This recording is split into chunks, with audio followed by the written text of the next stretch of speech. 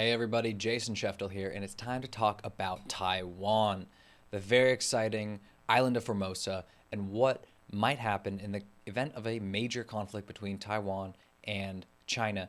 So this won't be comprehensive. There's way too many moving pieces to do that right now, but it is a good time to talk about what Taiwan is doing in the short term. And the best place to look whenever you want to see what a military is up to is not what it says, but what it is buying. And that means looking at the budget. So Taiwan recently came out with its most recent budget, and it is finally starting to do the things that a lot of people have said it needs to do for a long time. And what that means primarily is lots and lots of missiles and also mines. So militaries have a lot of things they need to do, and they often want to have very big, very powerful, very expensive, very flashy equipment, right? Taiwan made this mistake in many ways during the 1990s when it bought all sorts of things, particularly ships, that will just be immediately sunk by China during the opening moment of a real conflict. So that was not the best idea. And it gave, unfortunately, Taiwan a lot of overhead and costs that it didn't really need. What Taiwan really needs is things that make China's life difficult, not things that will try and scare it or make it feel like, oh God, I don't want to invade Taiwan. It has too many ships or something like that, or too many planes. That's not how it's going to work. You don't have the heft to really play that game. You have to do more of a guerrilla style war. And that's not difficult. Crazy enough, it's not difficult. If Taiwan wanted to spend the money and start doing it right now, they could invest in the mines and the missiles they need to make China's life really, really, really difficult. And this is a tough thing for a country to really accept, particularly a military that wants to have a different conception of itself. So most militaries want to be powerful on the field militaries fighting toe to toe, face to face with their enemies, but you can't really do that against enemies like China or the United States. You can't really do that. That's why the United States ends up always fighting guerrilla wars against its enemies, and that's why Taiwan will inevitably end up doing something similar to, well, in the event of a war with China. So it's better in a lot of ways to just accept this early on in the front, right? Just before you even have to do it. Don't buy all this stuff that's just going to get sunk or destroyed right away, and then you're stuck scrambling trying to create your guerrilla resistance later on. Just accept that's what's going to be needed and just do it now. So that is basically what Taiwan is starting to do. And there's a couple of reasons why, but another reason that it actually kind of pushes against this stuff is that, and the reason it bought those ships, and the reason now that it's also buying sort of smaller ships that are sort of supposed to be stealthy and missile laden. They're sort of these really small corvettes that will run around and supposed to launch missiles at Chinese boats and stuff like that. It's still not the best idea. It's still better to do this on land or in air or hidden in granite mountainsides and stuff like that. But Taiwan is also an island, and it can't really give up the idea of a navy or ships. If you're an island and you don't have your ships, you don't have any way to get in or out or off the island, you could end up like Cuba, where you don't even control anything that comes in or out of your nation. It's really a horrific thing. So people should keep that in mind. You can't be really an island nation without a navy. Hence, island nations tend to have navies. And Taiwan also can't really avoid that. And that's part of why it foolishly upgraded some ships and did some stuff like that back in the day. It doesn't really matter at this point. Taiwan's also changing that strategy a little bit. It's buying submarines, which are very useful, very, very, very useful. And like I said, it's buying ships that can lay mines, that can launch missiles, all this sort of stuff, which is actually what you do need. And that's important. And it shows that Taiwan, the Republic of China, is getting serious and starting to realize that the possibility of a Chinese assault is becoming more and more of a reality.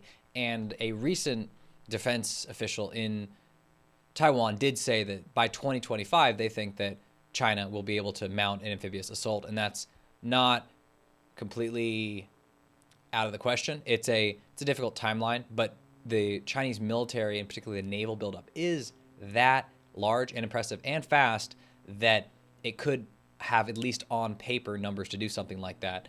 Whether it could actually sustain it, of course, is a different question. And one day I'll go and do a video of the real complexities and difficulty of actually sustaining a long-term, multi-month, multi-year, multi-phase amphibious invasion of a industrialized island nation that has allies that can thwart you at every step of the way. This is a extraordinarily difficult task. But for Taiwan's part, it's just looking at what the on-paper numbers mean and trying to think of what it could do in the absence of some U.S. or Japanese assistance, particularly U.S. assistance. And obviously, it is depending on that deep down. Taiwan basically has a de facto alliance treaty with the United States. It was a real official one, but when the U.S. made up with China, it sort of became more of a vague, unstated, but still real defense treaty. And that is the way it looks, but Taiwan can't really always bank on that. And it's always been kind of banking on that. It hasn't actually developed the capacity to really thwart and make China's life miserable, in part because it was just trying to spend its money on developing its semiconductor industry and things like that that gave it real economic advantage and utility. It's one of the classic things that nations do is they basically let the U.S. pay all the security costs for their existence, and then they reap the benefits and really supercharge their economy. That is the Japanese strategy until the last decade. That has been the German strategy since 1945, starting with West Germany, and then all the way through to modern Germany in the 1990s. That is the way that it goes. And that kind of changed for Taiwan just in the 2010s, like Japan, started to realize what China was becoming, how big it was getting, how fast things were moving, and it started to reinvest in its military. And so it's buying all sorts of stuff from the U.S. that it includes a lot of missiles. It includes upgrades of its main tactical jets. It includes all sorts of road mobile systems. It includes all sorts of stuff. It really is a comprehensive thing that I'll go into in a different video. But the key shift, the actual key shift, and the reason why I'm making this video is to show that what China, again, the Republic of China, what Taiwan is doing is it's moving, making an explicit shift to asymmetric warfare. That is the key here. Taiwan is now starting to do to China what China has done to the United States to basically make the U.S.'s life difficult in the Western Pacific using its anti-access area denial thing. We basically have a bunch of missiles. You have ability to threaten all these ships and all these U.S. assets in the region, and it makes the U.S. really think twice about doing anything in the first place. And now Taiwan is just doing that. It's throwing China's own weapons back at it, and its plan is to make China's life miserable long enough for other countries to step in and help it. And the key thing to this is missiles are obviously there, but I'm always emphasizing mines. As terrible as it sounds, mines are one of the more horrific weapons in war. That needs to be acknowledged up front. Mines are really terrible. There's a lot of places in the world where there are still unexploded mines, particularly in Southeast Asia, parts of Africa. It is pretty terrible. And naval mines in particular are terrible because they can attack all sorts of shipping. There's so many unintended consequences of using mines.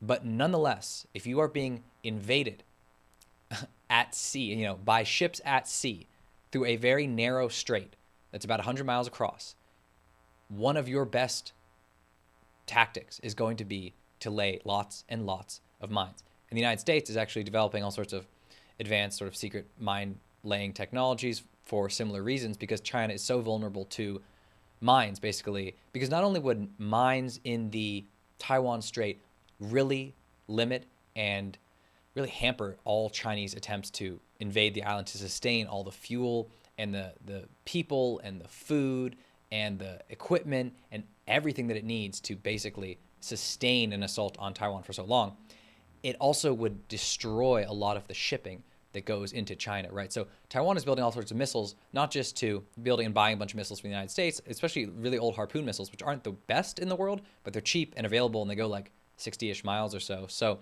that covers a good amount of the Taiwan Strait. But in general, it's buying all these missiles to launch and to basically make China's life miserable. Like I've said a couple times, you attack their air bases, you attack other infrastructure in China, depending on how big a war you want this to be.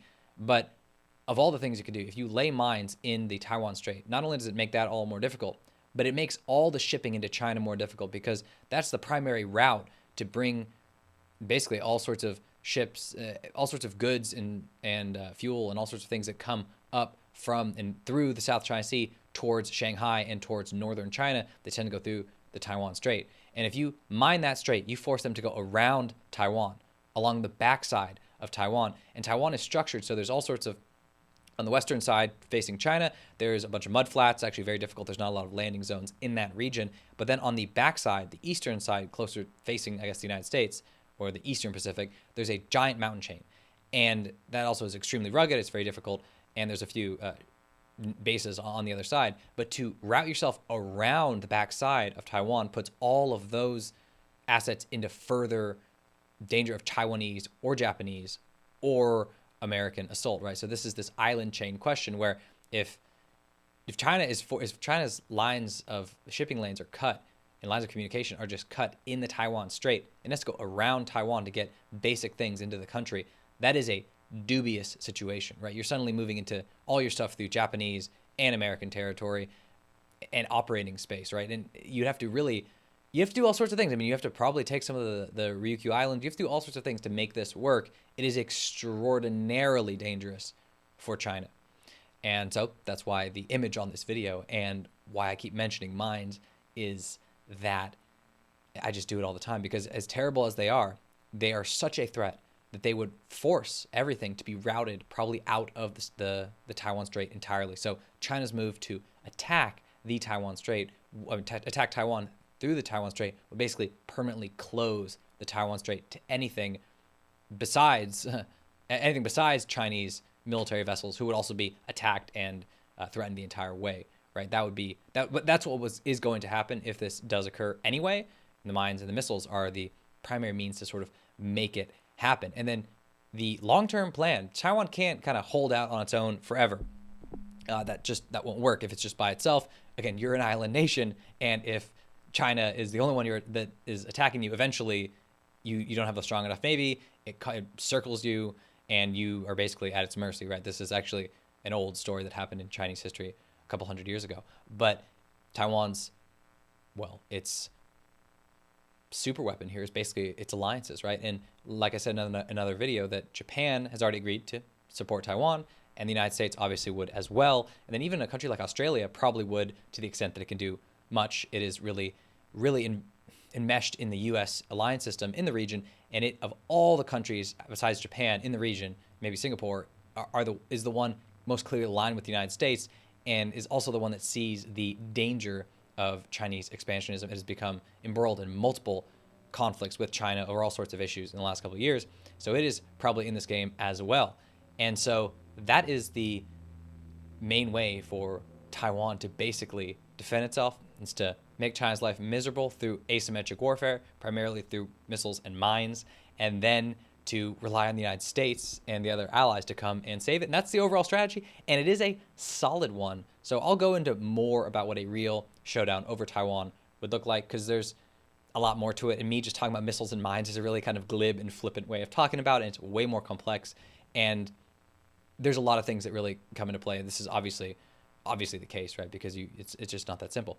But this is a good framework to keep in mind, because this is the way it would happen, and how it all plays out afterwards depends on Japan and the United States and Australia, and how these, basically the United States and Japan, and how this would come together, and whether the U.S. has the capacity, the resources, the will, the whatever, to actually confront China in a situation like this. And like I said, if this happens, we're looking at a breakdown of all sorts of things that the world relies on, basically the global system in a lot of ways, because something like 75% of manufacturing at some point takes place in East Asia, and you start closing this Taiwan Strait. That means all the major ports of the Yangtze River Delta and slightly above or below, they're all cut off from everything else. And most likely, if Japan's involved, all of China is basically cut off from the rest of the world. Basically, China would be cut off to everything but South Korea. The bay and the enclosed sea around northern China would be entirely shut off from the rest of the world. So that is a dangerous situation, dubious situation, but that is part of what a war or a real showdown over Taiwan would look like. And with that, I'll leave it there. So thank you for watching. If you enjoyed it, like, subscribe, and throw on notifications so you can see any new videos, including what the real big video I'm going to put out about what the showdown over Taiwan would look like. Well, what it would look like.